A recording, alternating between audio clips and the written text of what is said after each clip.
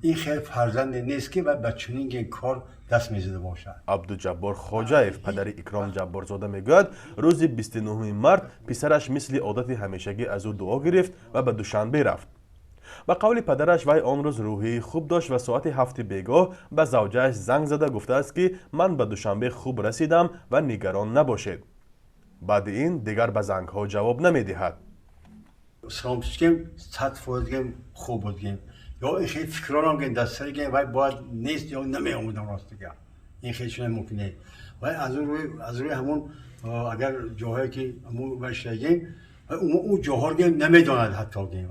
نزدیکانش به طور روشن نمیدانند که وی به نزدیکی و چرا رفت، ولی در صحبتش اشاره کرده و گفته است که در پایتخت با نفر داد و گریفت دارد و این کار را به انجام رسانیده برمیگردد.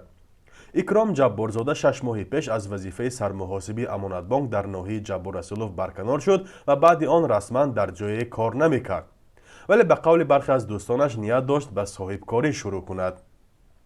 به فکر من همین که همین تو دیگر شخصا که همین کار کرده اینا دیگر شخصا کرده این خیلی هیچ ممکن است که به خودش خیلی حالت باور نگیره و یکم خیلی پرابلم ساگیم و با این کارو بگیم و کردن دست رساندن مجبور نمیکنه راست کرده.